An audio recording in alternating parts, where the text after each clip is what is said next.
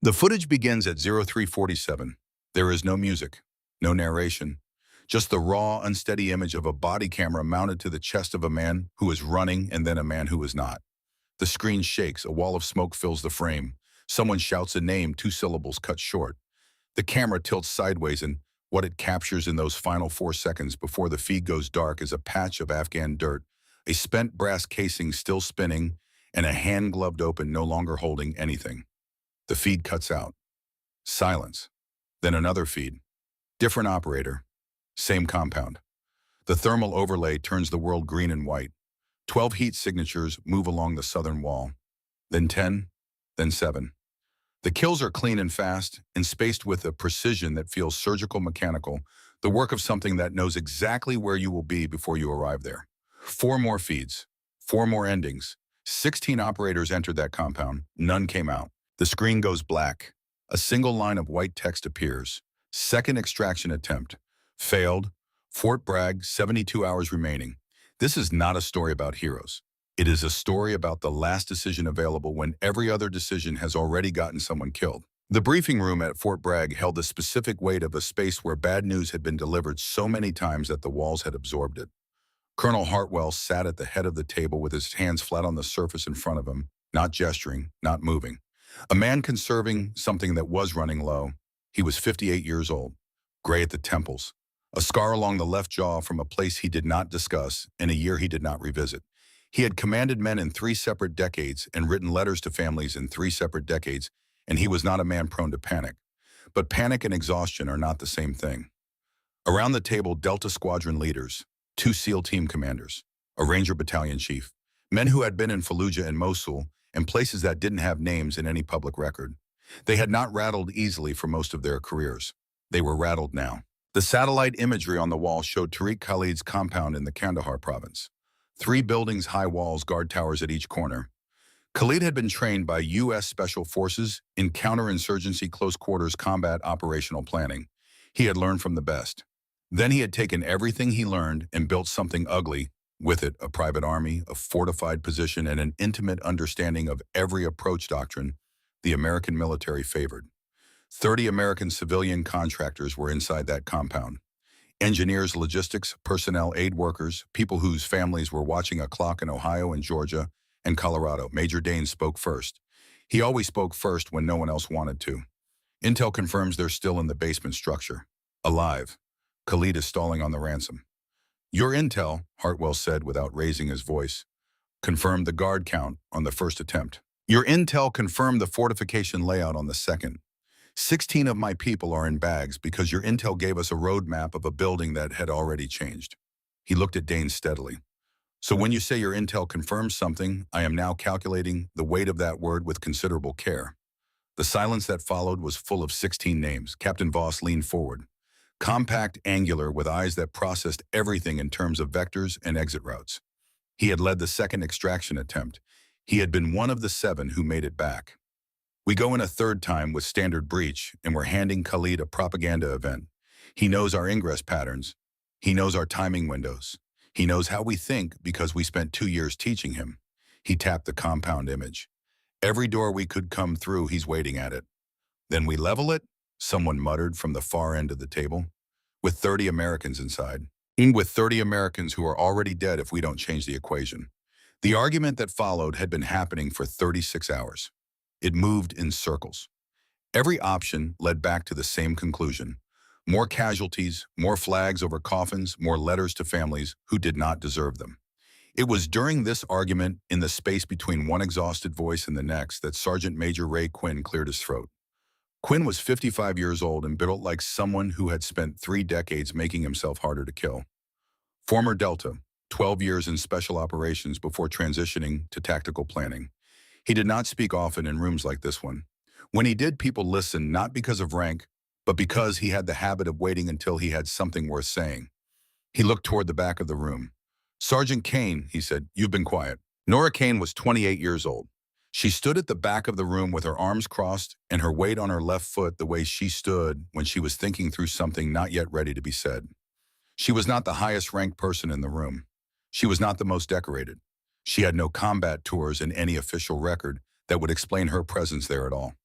What she had was a file that Quinn had pulled 3 weeks earlier after reviewing after-action reports from a joint training exercise in New Mexico, where an unattributed shot at 740 meters in a crosswind had been logged as equipment malfunction because the alternative was explaining how a staff sergeant with no formal sniper qualification had made it.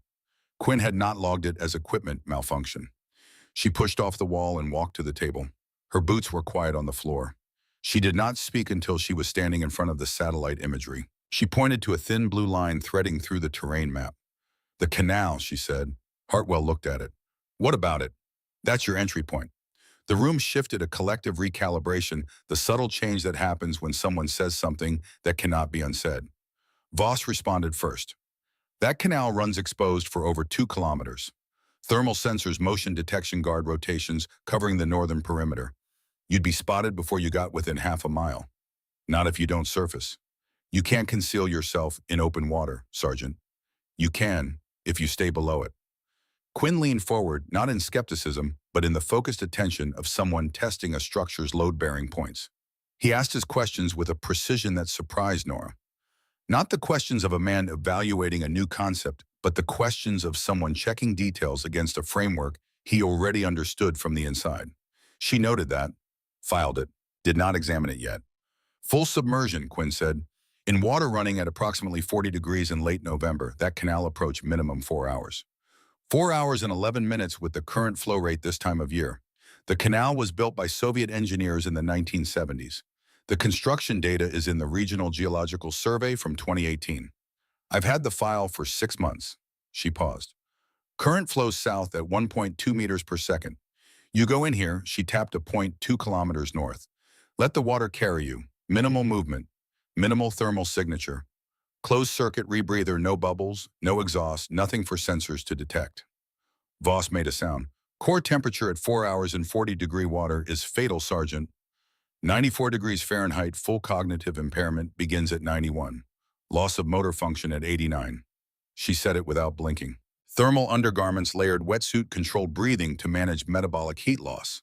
I've tested this configuration to 34 degrees. 4 hours and 20 minutes before motor degradation begins." Another silence. "You've tested this," Hartwell said. "A reservoir in Wyoming. February, 3 years ago. I came out on my own." Quinn spoke quietly. "The firing position. Here." She moved her finger down the canal to a point 450 meters from the compound's primary structure. "Within effective range for a .338 Lapois with suppressor in tonight's forecast conditions. Wind 4 to 6 knots from the northwest. Manageable. 4 hours in near freezing water," Quinn said. "Hands numb, core temperature in the danger zone. You're describing a precision shot under those conditions." "Yes," Voss shook his head. "You're asking us to bet 30 lives on one shooter who's been floating in freezing water for 4 hours, hoping she doesn't shake at the wrong moment." Nora looked at him with something quieter than anger. "You've tried 2 approaches. You've lost 16 people. Khalid knows every conventional tactic in our playbook, because we wrote his playbook." She looked back at the map. "He is not watching the water. Nobody watches the water because nobody has been willing to use it." The words sat in the room. Hartwell studied her not for confidence, which is cheap and easy, but for whatever lives underneath it. The load-bearing thing. He found it. "Quinn," he said, "get her everything she needs." The armory smelled like gun oil and cold metal. Nora moved through it with the efficiency of someone whose hands knew the sequence before her mind fully engaged it. The .338 Lapua first. She ran the bolt, checked the suppressor, seal confirmed the scope 0 against the reference card she kept folded in her breast pocket. 2 minutes. Then the rebreather rig canister, full mouthpiece, sealed backup supply verified. Thermal base layers, neoprene wetsuit, ceramic dive knife at the thigh, sidearm at the hip. She was sealing the wetsuit wrist cuff when Morrow appeared in the doorway. Specialist Serena Morrow was 34 years old and carried the particular stillness of someone who had learned to evaluate a situation before entering it. She was not there to challenge anything. Nora understood that from the way she stopped at the threshold close enough to speak far enough to leave quickly if the conversation went wrong. "Have you done this before?" Morrow asked. Not the broad version, the specific one. Nora kept working. "Cold submersion at this duration twice. Extended range shots under physical stress, yes. This combination at 450 meters in these temperatures, oh." Morrow took that without comment. Then Robert Ashby is one of the 30. Accountant, Columbus, Ohio. 3 kids. She paused. I'm not saying it to pressure you. I'm saying it because he's a person, and so are the other 29. Not assets. People. She left before Nora could respond. Nora stood alone in the armory. The fluorescent light buzzed overhead. She looked at the rifle in her hands for one moment, then finished sealing the wrist cuff and went to find Quinn for the final timing check. The water hit her at 2,200 hours. The cold was not like cold. It was immediate and total and irreversible. It drove the air from her lungs in a single sharp contraction, and then training overrode the panic reflex before it could complete itself, converting the sensation into data. Cold. 41 degrees. Acceptable. Continue. She sank beneath the surface. The world became a different place. No sound except the faint rhythmic hiss of the rebreather, feeding oxygen in measured doses. No light except the distant, diffused shimmer of stars far above the waterline, distorted into something ancient by 4 feet of moving water.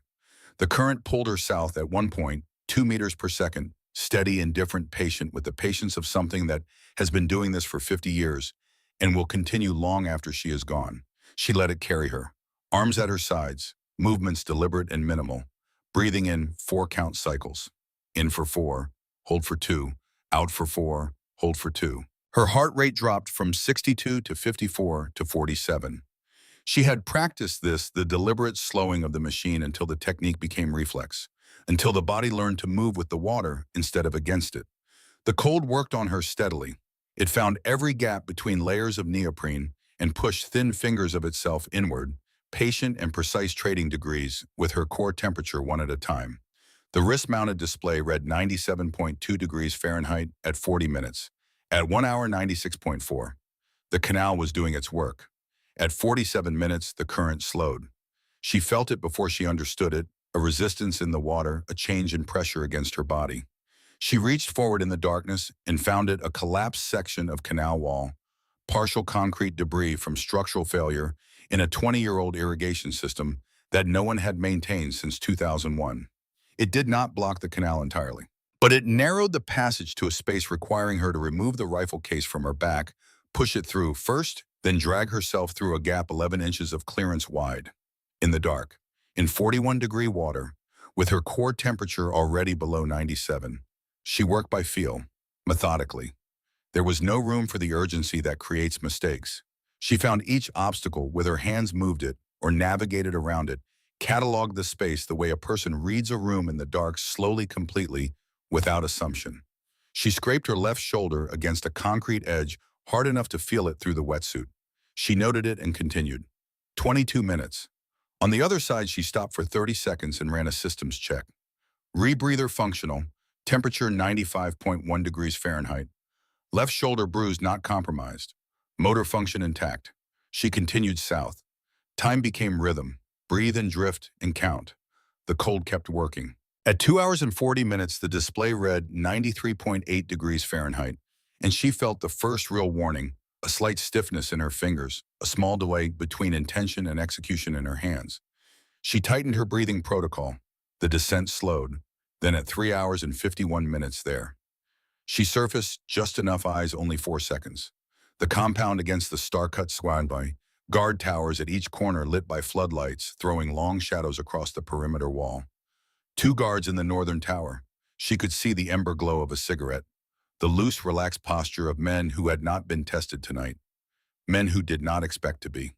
She sank again, found the north bank, anchored herself against it, unsealed the rifle case at the angle she had practiced in the pool in Wyoming until the motion lived in her hands rather than her conscious mind. The .338 came out, settled against her shoulder, scoped to her eye, the compound sharpened into specific geometry. Guard Tower 2 hostiles. AK pattern rifles relaxed. Courtyard forum patrol loose patterns, boots on gravel. She cataloged the timing gaps between their passes. Then second floor center building window. Tariq Khalid stood in the light with his back partially turned, speaking to someone outside the frame, broad through the shoulders, moving with the easy confidence of someone who had controlled every variable for 72 hours and saw no reason that would change. Nora's finger moved to the trigger. Wind 4 knots northwest. Distance 453 meters. Elevation slight drop, compensate 2 clicks down. Humidity dry. She adjusted, breathed, held. Then movement changed everything. Khalid turned and reached to his left and pulled someone into the frame. A man, mid-30s, civilian clothes, hands bound, face bruised. Behind him, just visible at the edge of the window, a camera tripod was being positioned. Nora understood what she was seeing. She had 45 seconds, maybe less. Her world narrowed to a single point of geometry. The intersection of a bullet's arc and a man's skull at 453 meters in a 4-knot crosswind with fingers operating at 70% of normal sensitivity. She exhaled, slow, controlled, held, pulled. The suppressor coughed. The sound swallowed instantly by the night. At 453 meters, the bullet completed its arc in just over half a second. Khalid dropped. The knife hit the tile floor. The man with bound hands stood frozen for one full second, not understanding not yet why the man behind him was no longer behind him. Then the compound woke up. Shouting erupted, sharp, fragmented, searching for a direction and finding none. Nora's bolt was already moving, brass ejected, new round seated. Guard tower, left hostile. Crack, down, right hostile, turning weapon rising, crack, down. 4 guards running toward the basement entrance toward the hostages. She worked left to right, acquiring each target in the scope for no more than half a second trigger pull at the bottom of a controlled exhale. Crack, crack, crack, crack. 4 bodies hit the gravel in 4 seconds. A guard appeared with a radio screaming coordinates into the handset. Crack. The radio clattered across the courtyard. They were firing blindly into the darkness. Now muzzle flashes strobing the perimeter, rounds tearing into the canal bank around her. She shifted position, letting the current carry her 12 meters downstream in 4 seconds, then anchored again. New angle. New firing solution. Quinn's voice in her earpiece, Lima 7 QRF inbound. 4 minutes, hold. She did not respond. She was already lining up the next shot. The helicopters came in low and fast, rotors hammering the night black shapes against black sky-fast ropes already deploying. Voss's team hit the ground moving. Flashbangs detonated in flat concussive bursts of white light. Smoke billowed from 2 directions simultaneously. Nora sank below the surface. She hauled herself out on the southern bank when the QRF called all clear. Her legs were shaking, not from fear, but from the sustained effort of staying motionless in moving water for 4 hours, while her body burned through its thermal reserves. Temperature 91.2 degrees Fahrenheit. Vision with a soft quality at the edges she cataloged and set aside. She got upright, stayed upright. She walked toward the compound perimeter. The hostages were coming through the breach point. 30 figures in emergency foil, moving with the unsteady gait of people who had spent 3 days in a basement expecting to die. Medics moved among them. Flashlights swept the group. Then she saw Morrow. Morrow was crouched beside a man on the ground 30 meters inside the breach. Her hands were pressed flat against his chest. She was talking, not shouting, talking steady and low to the medic beside her. The man's eyes were open. He was looking at the sky. Nora stopped walking. Mid-30s, civilian clothing, bruising around the eye. Robert Ashby. He had been running toward the breach with the others when a guard's dying burst swept across the courtyard. 1 round. No aim. The arithmetic of chaos, no intention, no logic, just a projectile in a trajectory and a man standing between them at the wrong moment. The medic shook his head. Morrow sat back on her heels and did not look away from the man's face for a long time. 29 of 30. Nora stood and felt the number settle onto her, not as guilt, because there was no mistake to carry here, no decision that could have changed this outcome. But grief and guilt are not the same thing, and what settled onto her shoulders in that moment was something she had no word for yet. Something she understood would still be there in the morning. Quinn appeared beside her. He said nothing for a moment. He looked at Morrow, at the man on the ground back at Nora. He said quietly, "Good shooting." She nodded once, that was all. 3 hours later, Nora sat alone on the bank of a river 12 miles from base. The sun was going down. The water moved slowly, catching the last light in small, broken pieces. The air had gone cold and still. She was still in thermals and fatigue's jacket pulled tight, watching the river and not thinking about anything in particular the closest she came to rest. She heard the car before the footsteps. Tires on gravel, an engine cutting, a door. She did not turn around immediately. "Sergeant Kane!" The voice was unfamiliar, clipped and even with the cadence of someone who had spent years saying important things in rooms where raising your voice was considered a failure of preparation. She turned then. A man in civilian clothes stood on the bank above her. Dark jacket, no tie. sunglasses, which was unusual given that the sun had nearly finished setting. Two more men stood back by the car with their hands loose at their sides, watching the perimeter, the way men watch perimeters when it is their job to watch perimeters. The man walked down the slope toward her. He did not crouch, did not sit. He stood at a conversational distance and regarded her with the measured attention of a man paid to notice what other people miss. "My name is Marsh," he said. "I work for an organization that doesn't have a name you'd recognize." Nora turned back to the water. "Congratulations." Marsh reached into his jacket and produced a thin folder. He held it at his side the way someone holds something they want you to know they have without opening it yet. "Tonight's operation," he said. 30 hostages extracted, 14 enemy combatants neutralized, 4 hours and 17 minutes merged in water at 41 degrees. He paused.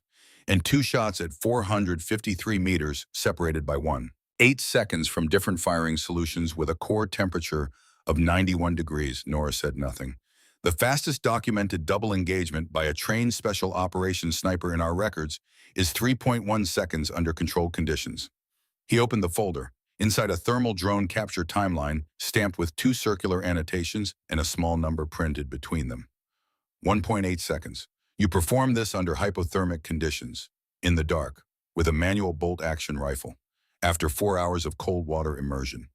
He looked at her directly. "That is not a record, Sergeant. That is a category." Nora stood. She turned to face him fully. "What do you want?"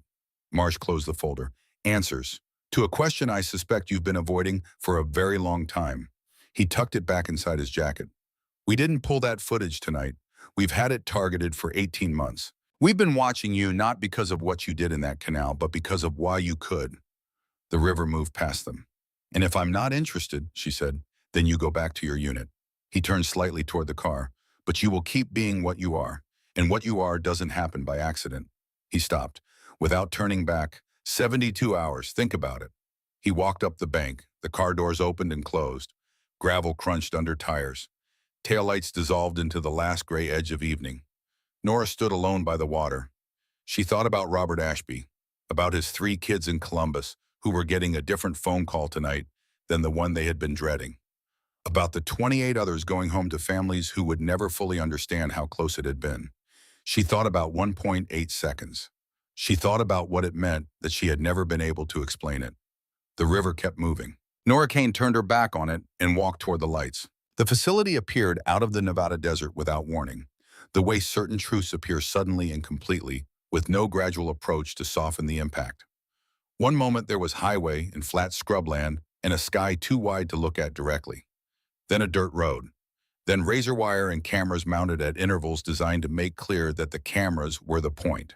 Then a gate with a biometric scanner and 2 guards who looked at the sedan without expression and waved it through without speaking. The drive from the highway had taken 11 minutes. Nora had counted. The buildings were low beige, arranged with the geometry of things built to function rather than to be found. No windows on the exterior faces, no unit designation, no base name on any surface. The kind of place kept off maps because the people who make maps have been asked to keep it there. A woman in fatigues met her at the vehicle. Sharp eyes, no rank insignia, no name tape. She led Nora through a corridor of unmarked doors to a heavy steel door at the end, swiped a keycard and stood aside. "Wait here." Inside, a conference room, table chairs, a camera in the corner with a red light blinking. Nora sat and looked at the table surface and thought about the drive. 11 minutes on a dirt road. 6 hours of highway before that. Armed checkpoints waved through without paperwork. Someone had called ahead at every stop. This had been arranged for a long time. 20 minutes passed. Marsh came in, same dark jacket, no sunglasses. He sat across from her and folded his hands on the table. "Before we discuss anything operational," he said, "I want to show you something." He turned a photograph across the table toward her. A child, 5 years old, perhaps 6, standing outside a building in a rural setting, trees, a gravel lot, a low institutional structure with small windows. The child wore a red jacket and looked directly at the camera with an expression that was not quite a smile. Gray eyes, still, watchful. She recognized them because she saw them every morning in the mirror. She did not touch the photograph. "The building is located in Allegheny County, Pennsylvania," Marsh said. It operated as a private research facility from 1998 to 2003 under the cover of a pharmaceutical consulting firm that ceased to exist in 2004. The program it housed was called the Kane Developmental Study, funded by a private defense consortium, managed by a single principal investigator. Nora said nothing. Dr. Edmund Kane, Marsh said. Your father. The room contracted. Not dramatically, just the quiet interior compression that happens when a fact you have been constructing walls around for 20 years finally gets said aloud in a room you cannot leave. The program ran in 2 phases, Marsh continued. His voice was precise rather than cruel, which was somehow harder to receive. Phase 1, 1993 to 1995, used adult military and intelligence volunteers. Experimental protocols designed to test the outer limits of human cognitive performance under stress. Sensory deprivation, extreme cold exposure, accelerated pattern recognition loading. He turned a page. Phase 2 began in 2000. The adult data had produced measurable but inconsistent results. The principal investigator believed the inconsistency was developmental, that protocols needed to be applied earlier in cognitive formation to produce stable outcomes. He stopped and let the implication of that sentence sit between them without decoration. Children, Nora said, ages 4 to 6, 7 participants total. You were subject 7. He closed the folder. Your mother discovered the full nature of phase 2 when you were 5. She withdrew you and left the facility. 18 months later, she died in a single vehicle accident on Route 22 outside Pittsburgh. The investigation found no evidence of foul play. I want to be clear about that, he paused. Dr. Kane continued the program until 2003, when it was officially shut down by the consortium. After that, he disappeared from all professional and financial records. He met her eyes. He has been off the grid for 22 years. Has been, Nora said. Marsh held her gaze. Present tense, she said. A beat of silence. Do you want to know whether he is still alive? Marsh asked. She sat with that question for a long moment. She looked at the photograph. Then she turned it face down and pushed it back toward him. Show me the next mission file, she said. The shooting range inside the facility was not a range. It was a controlled environment, a large enclosed space where weather, lighting, and acoustics could be independently manipulated. Wind generators in the walls. Temperature control, a lighting rig that could simulate full daylight or total darkness in under 30 seconds. Moving target platforms at the far end showing distances from 400 to 620 meters. Quinn stood at the control panel without looking at her when she entered. Take the M700, he said. Second rack. She took it, checked the chamber, loaded the magazine. She did not ask what the test was. She stood at the firing line and waited. Quinn tapped the controls. The lights went out completely. 3 seconds of total darkness. The kind with weight to it where your eyes work against themselves, looking for something that isn't there. Then emergency lighting, dim, red-tinted enough to distinguish shapes, but not to read them. Wind generators started. 8 knots. Then 12. Direction changing northwest, then east, then northwest, and again. Irregular and non-repeating. Temperature dropped. She felt it in her fingers first. A target appeared downrange. 580 meters. Moving platform left to right, variable speed. She settled. Breathed. Calculated without calculating, the way breathing is not calculated, the way balance is not calculated. Tracked and led and fired at the bottom of an exhale. Hit. Center mass. New target, Quinn said. 620 meters. Wind shifted east. 20 seconds before guard rotation in this scenario puts a flashlight on your position. She found the new target. Different wind, different correction. She adjusted once a small automatic correction that required no conscious thought and fired. Hit. Third target, 550 meters, moving, 8 seconds. The principal is walking toward the hostages. The target appeared oblique angle variable speed. She tracked it, led the movement, calculated the intercept point at the moment of her exhale. Fired. The target stopped. Quinn walked the full length of the range and checked each impact marker with a laser rangefinder. He wrote 3 numbers in a small notebook. When he came back, he stood across the firing line and looked at her with the expression of a man who has spent 15 years training the best shooters in the world and has now encountered something that does not fit his existing framework. 3 shots, 3 kills, conditions changing every 8 seconds. He closed the notebook. How long have you been able to do that?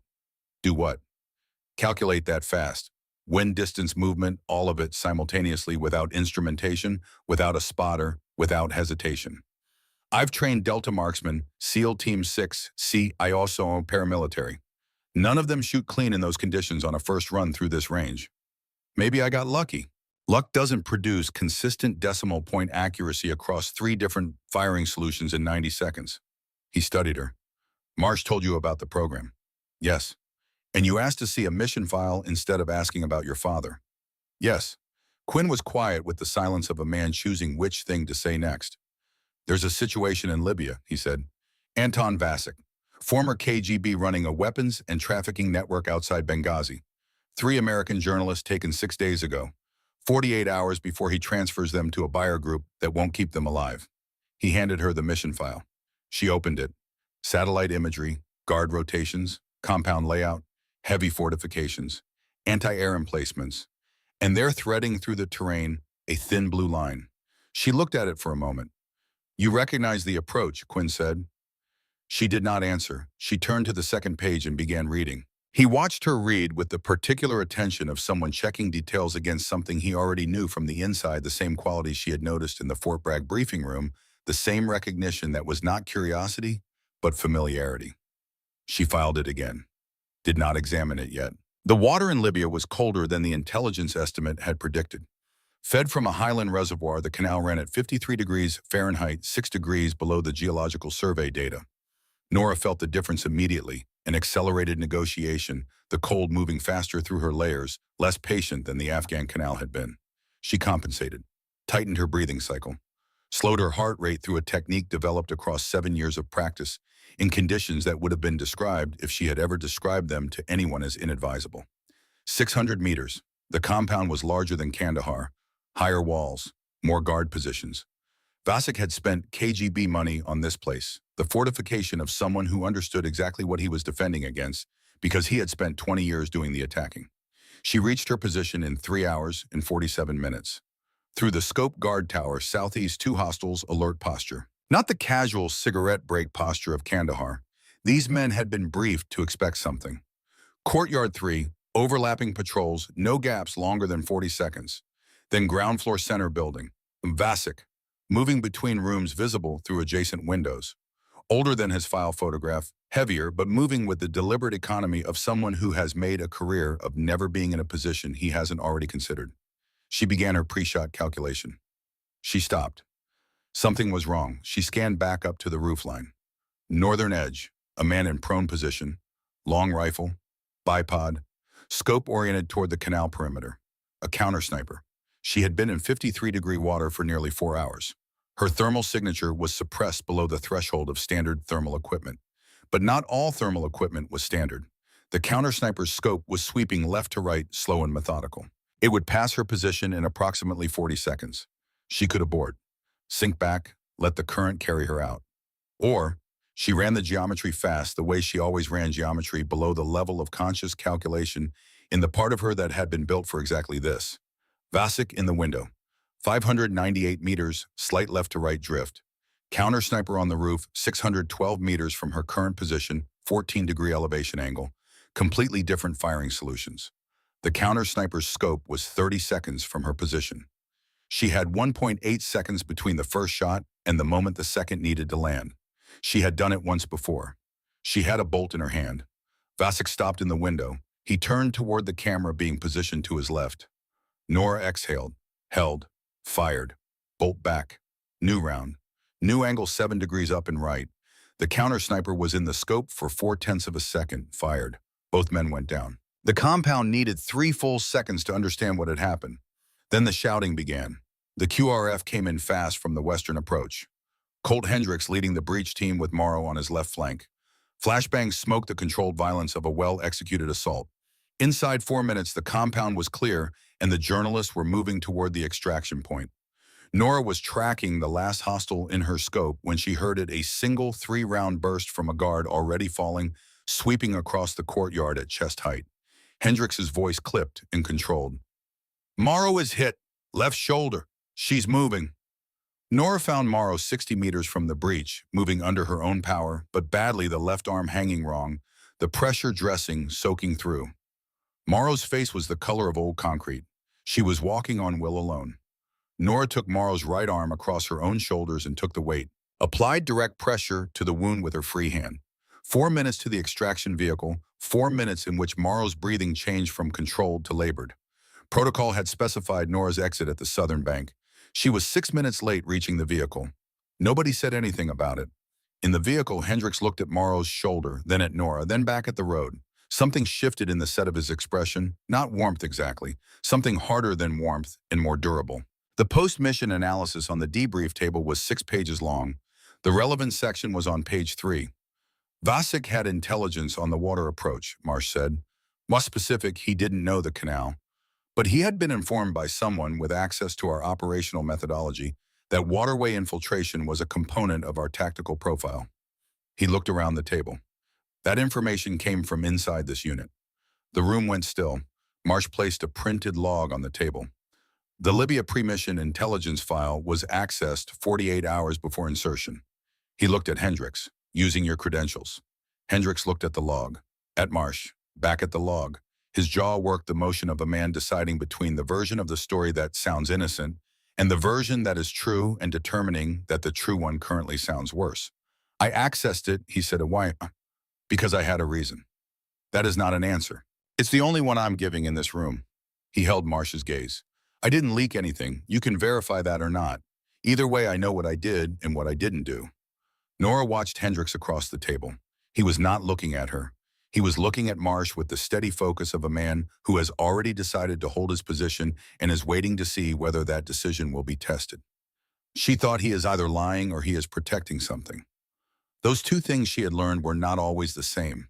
Dmitry Sorin had chosen the Bosnian town with the careful attention of someone who understood exactly how people like Nora found people like him. 2,000 residents, a mining community that had outlasted the mine by 40 years and now ran on stubbornness alone. It sat in a valley with 2 roads and forested hills on 3 sides, clear sight lines across the main approach from either direction. The building on the eastern edge, 2-story stone walls, 1 street entrance, 1 from the alley behind. Nora came in through neither. She found the storm drain access 4 blocks north, descended a rusted ladder in complete darkness, and moved through 40 meters of cold concrete tunnel by memory and compass bearing. The tunnel smelled like mineral water and the specific dark that belongs to spaces humans built and then forgot. She checked each intersection, listening for changes in ambient sound overhead. She found the access hatch beneath the building's ground floor. Interior facing lock. She picked it in 38 seconds. Ground floor clear. She moved to the stairs. From behind the closed door at the top of the hallway, footsteps.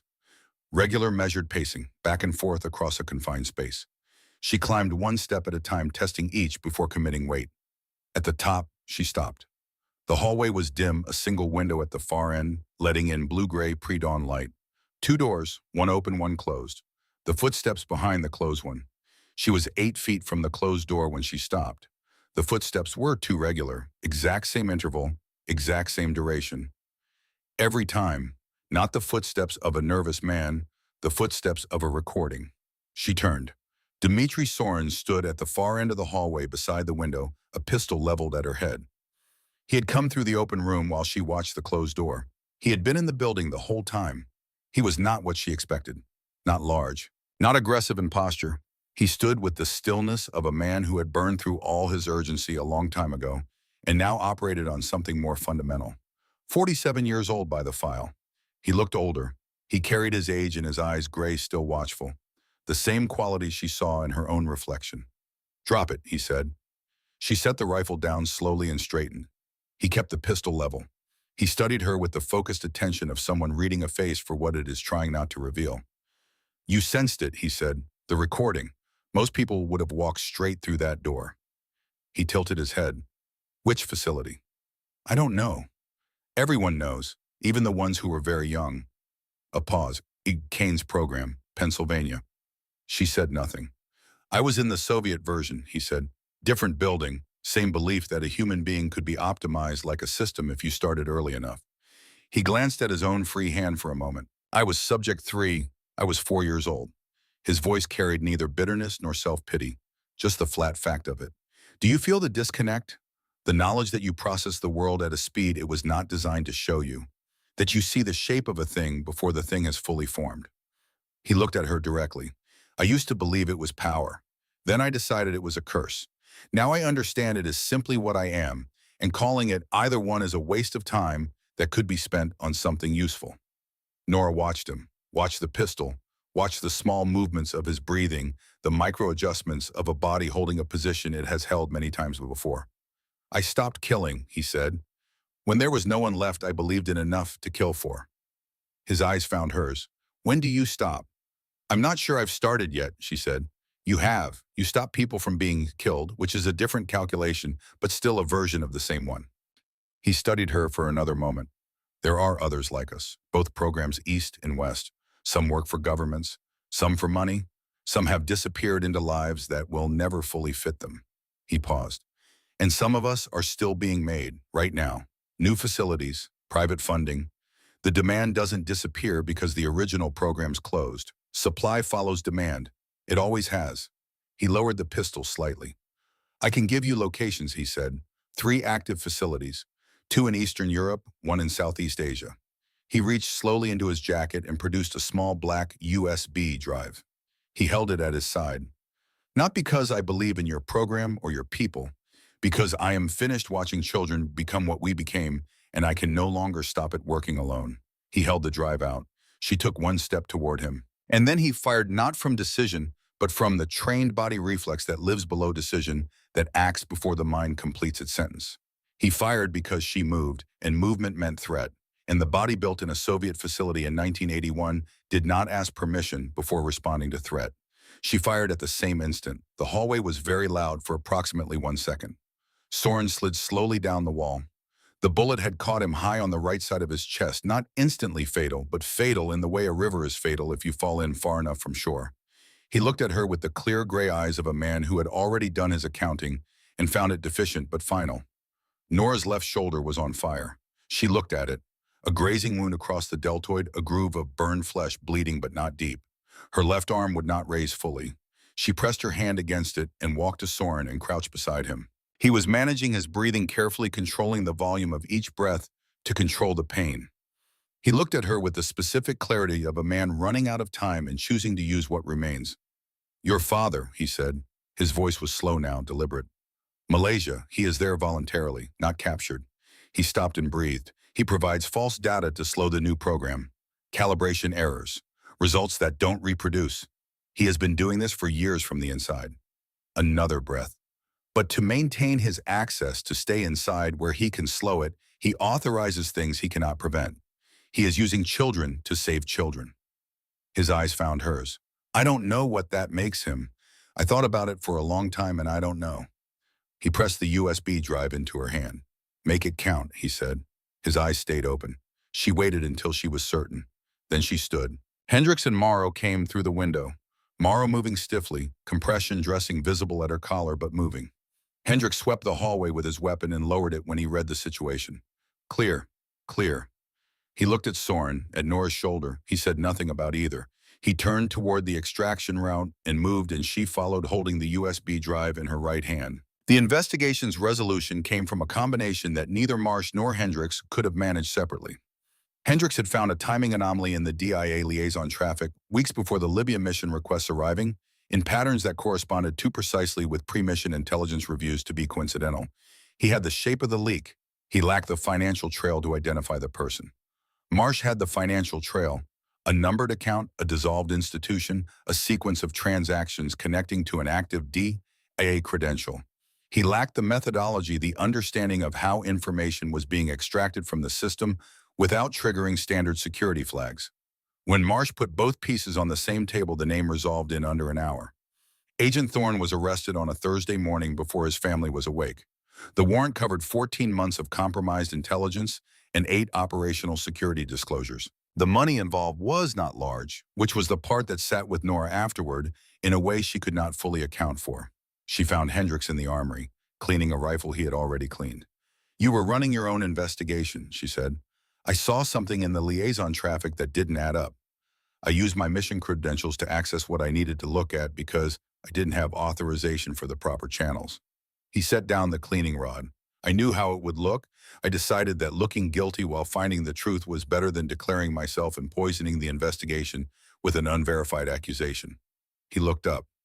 Marsh pulled the combined investigation before I could bring him the complete trail. If I'd moved 2 days earlier, I would have beaten him to it. Nora considered this. You should have told me. Yes, she waited. That's all I have, he said. It was the right call made in the wrong way. I can't improve that answer. She nodded once. She left the armory and went to find Quinn. In the medical bay, Mara was sitting up in bed with a mission file in her lap and a cup of cold coffee on the table beside her, her repaired arm in a sling. Your father, Morrow said when Nora sat down. Malaysia, are you going to? I don't know yet, Nora said. I don't know what I'm going to do with it. Morrow nodded. She picked up the cold coffee and looked at it without drinking it. The fact that you don't know is probably the right answer, she said. It means you're still asking the question. Nora looked at the window. The Nevada desert outside was the same flat color as the sky, bright wide, without apology for its indifference. Ukraine, she said. Marsh is building the operation plan. You're going to lead it, Morrow said. It was not a question. Yes, Morrow reached for the mission file. Then get some rest and get that shoulder looked at. She paused without looking up. You'll need both arms in Ukraine.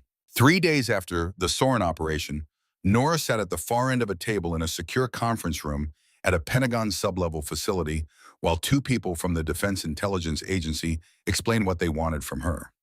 Director Calloway was 56, silver-haired, with the measured authority of someone who had spent a career making consequential decisions look routine.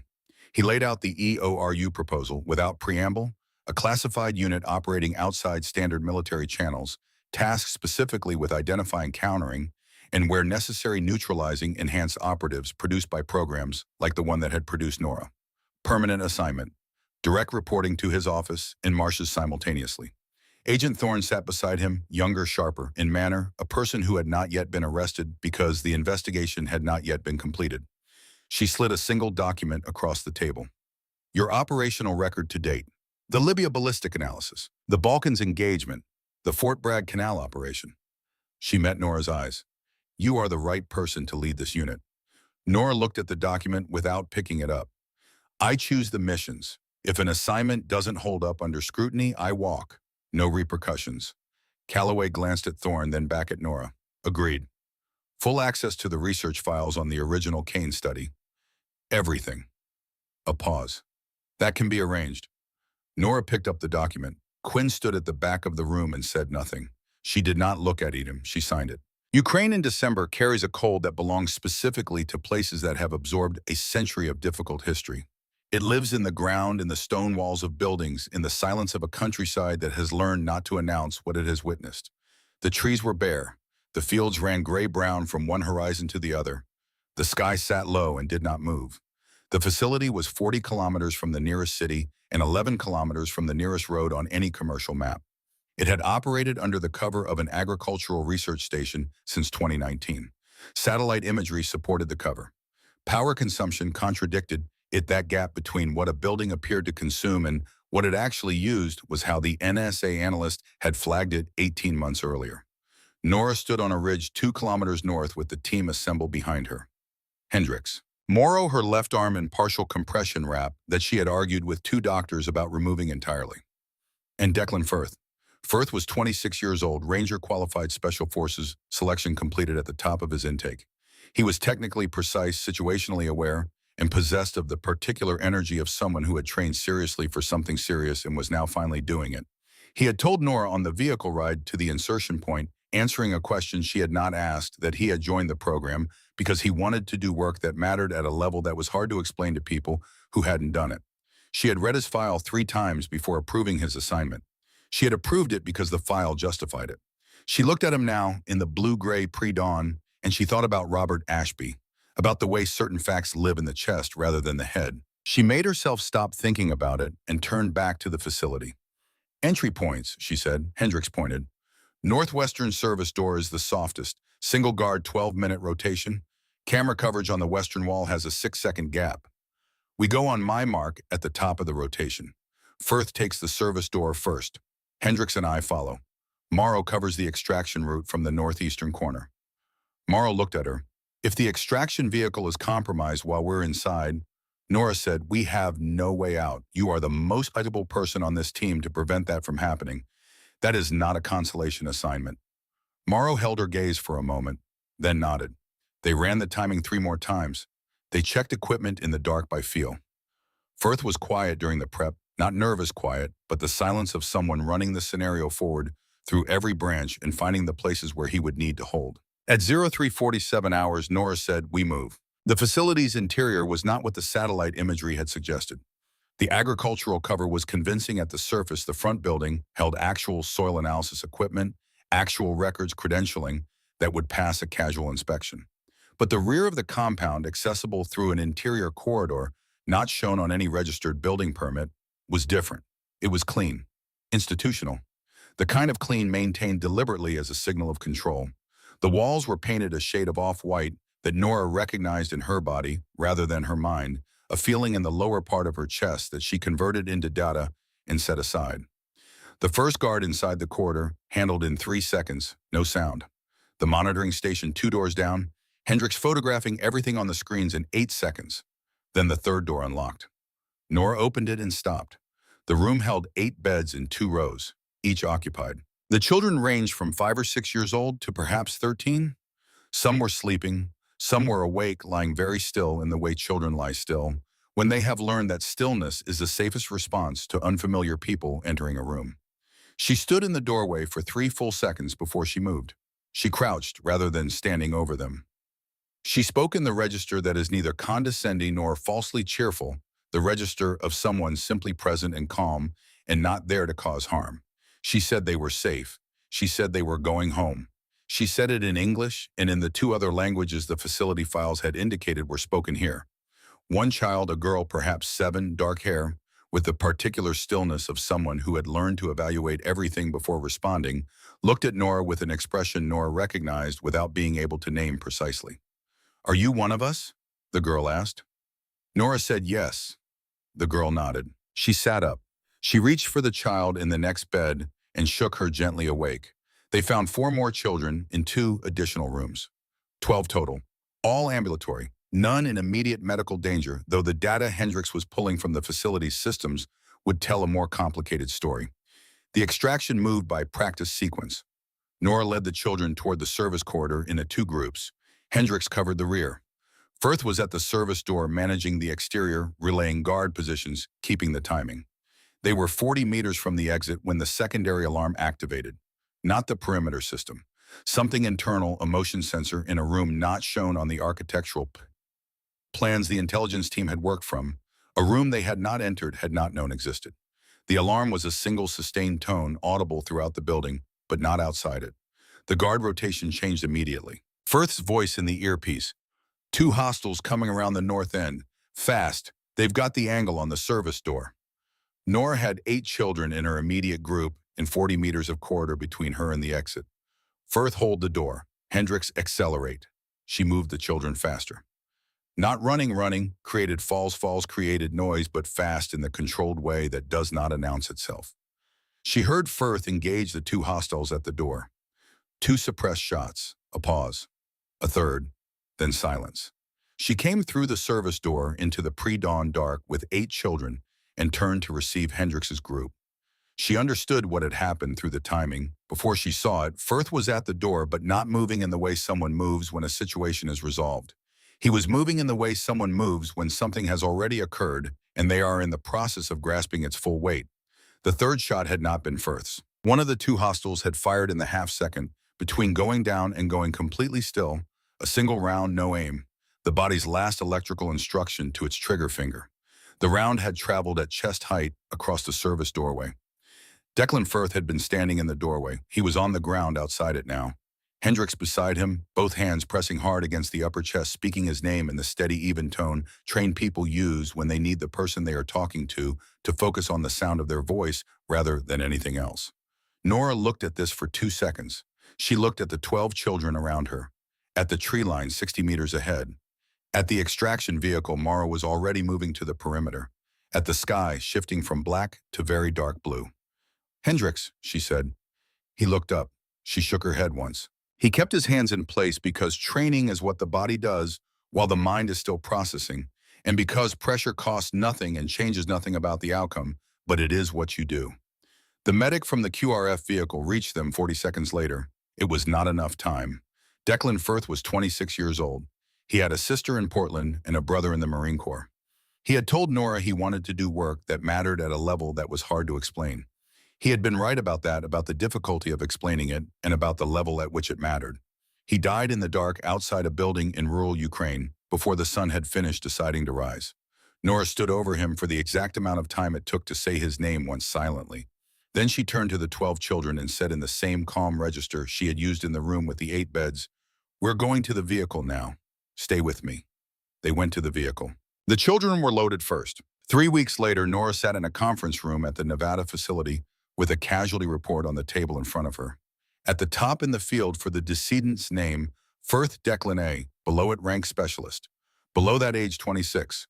Marsh sat across from her with the Ukraine documentation. 12 children, ages 5 to 14, all showing markers consistent with the Kane methodology, cold exposure protocols, stress inoculation, cognitive loading. He turned a page. The program at this facility has been running for 26 months. Nora said nothing.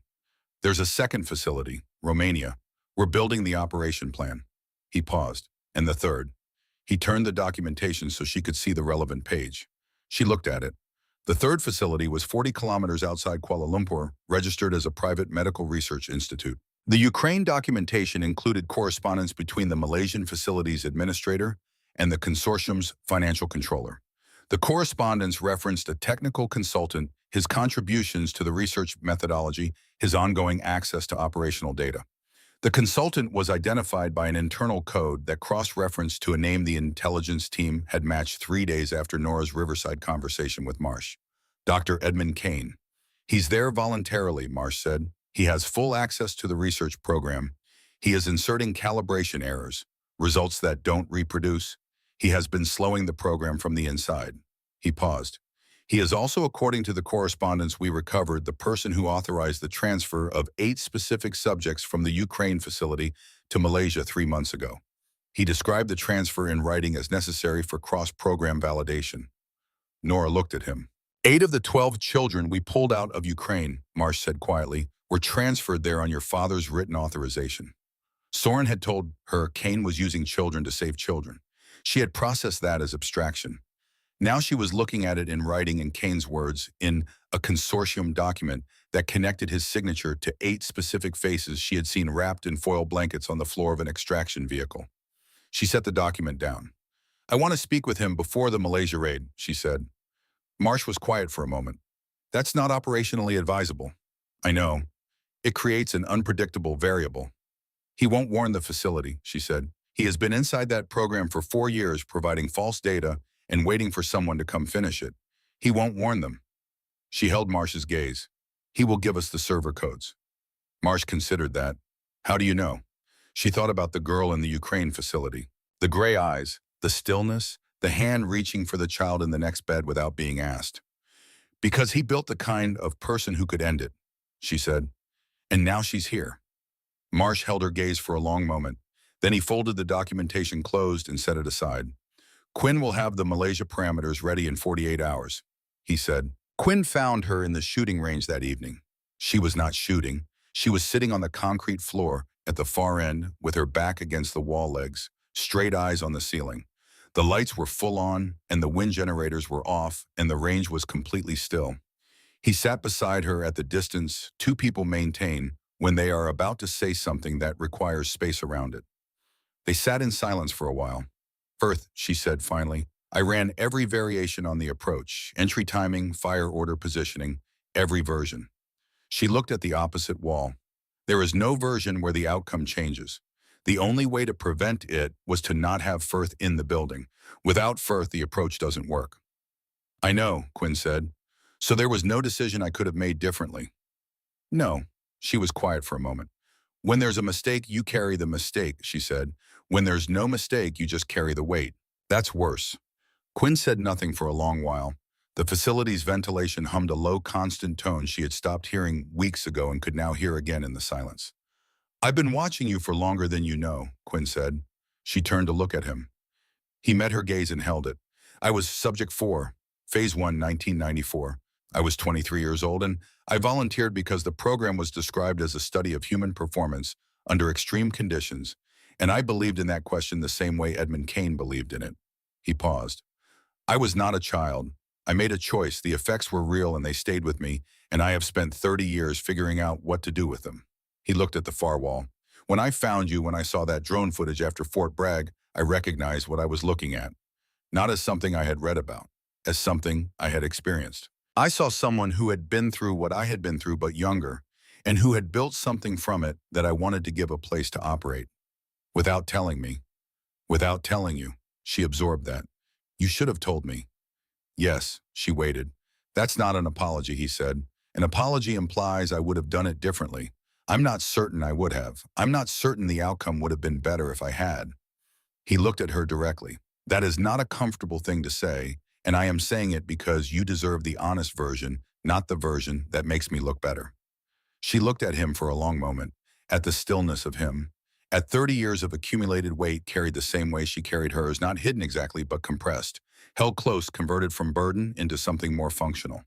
She thought about 12 children in Ukraine learning to sit in the sun, about 19 more she had not yet reached in Malaysia, about Firth, about Ashby. She stood. She did not tell him they were finished because they were not finished. She did not tell him it was forgiven because forgiveness was not the right word for what was possible here.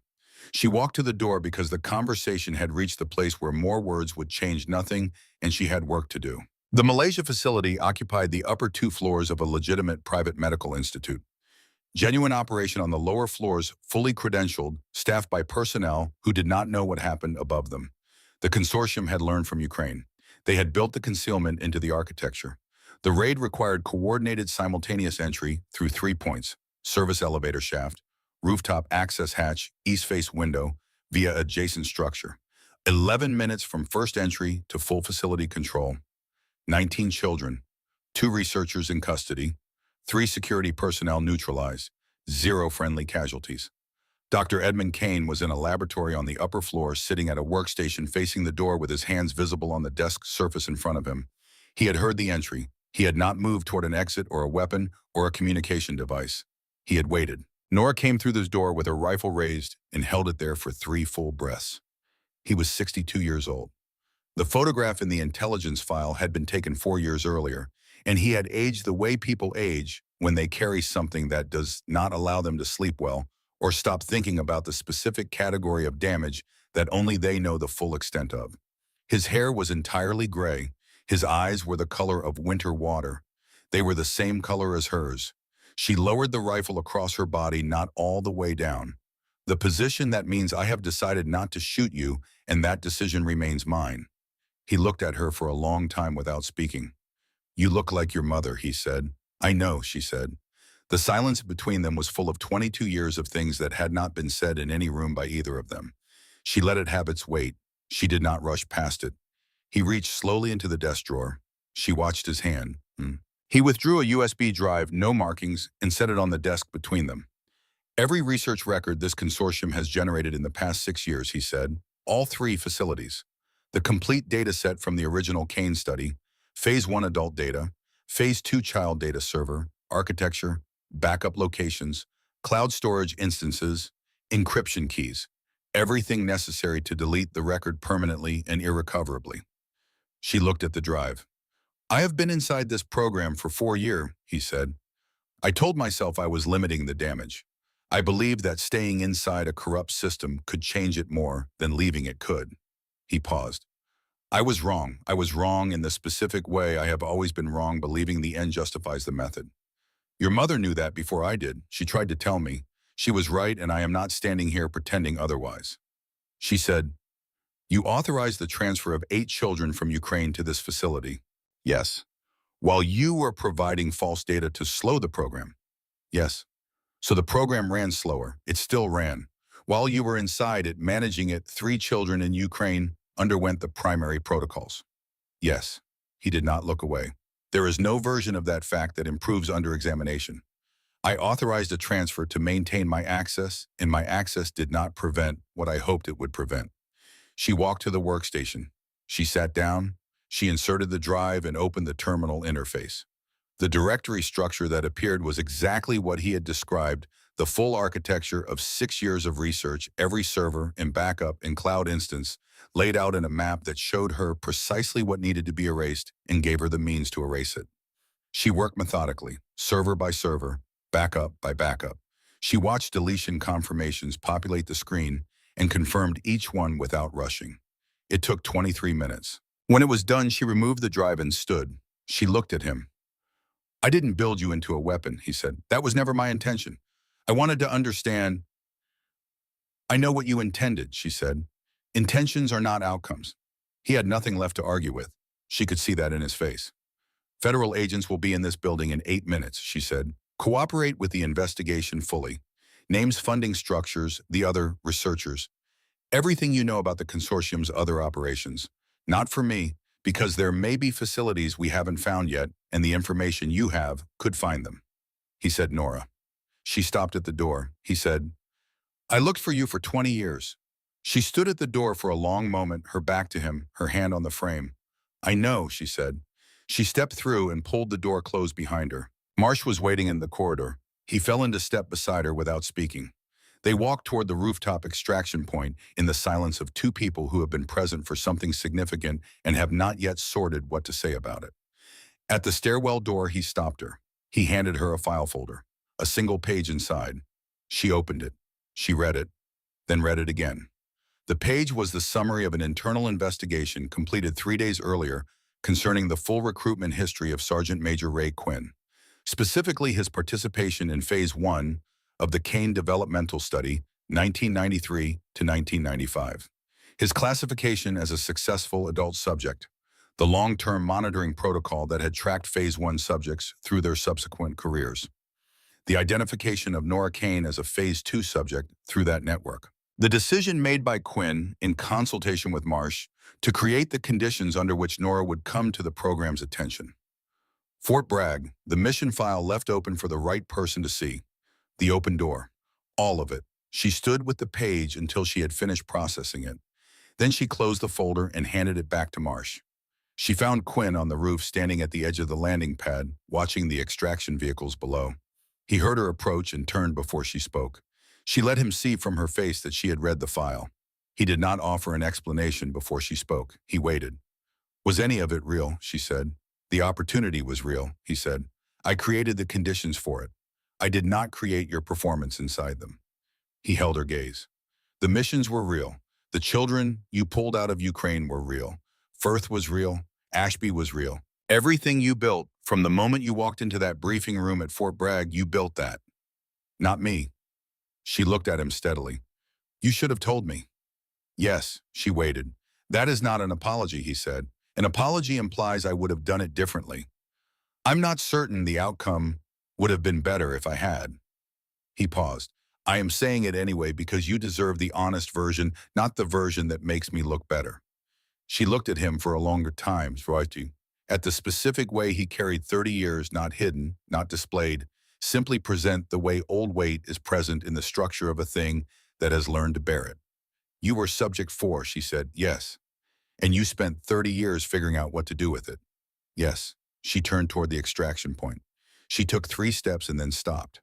"I'm not done with this conversation," she said. "I want you to know that." "I know," he said. She walked to the helicopter. The Nevada facility at night held a stillness the day did not offer. The desert after dark was not the same desert as the one under the sun. The sky opened up and showed you exactly how much space there was, and the silence had a particular quality, the patience of something that has watched a great many things begin and end and holds no preference between them. Nora sat at the desk in her quarters. On the desk, a photograph, taken at the Ukraine facility during the extraction by the QRF medic, who carried a small camera for documentation. 12 children, no particular arrangement, some in foil blankets, some already without them. Expressions ranging from guarded to tentative to, in 2 cases, something approaching relief. In the background, barely visible between 2 of the taller children, Nora was standing, not looking at the camera, looking at the children. The medic had sent it without a message. She had understood what it meant to receive it. Also on the desk, 2 casualty reports. Firth Declan A., age 26, Ashby Robert J., age 38. Next of kin, 3 children, Columbus, Ohio.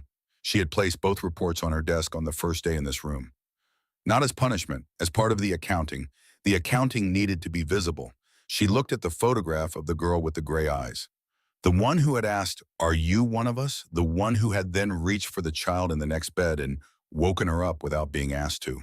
The program had built the girl's capabilities. It had not built that choice. That was the distinction that mattered.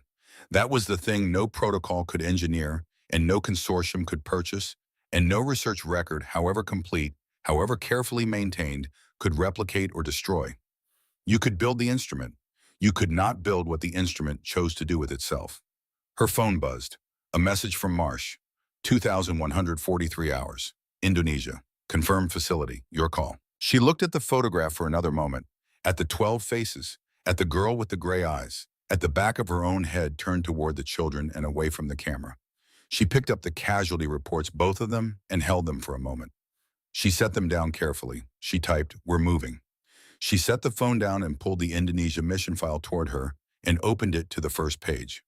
Outside, the Nevada desert sat under its canopy of stars, wide, indifferent, possessed of the specific patience of a landscape that has watched a great many things begin and a great many things end. Inside, Nora Kane read the first page of the file, then the second, then the third. There was no victory in the room, no resolution that closes cleanly into something you can set down and walk away from.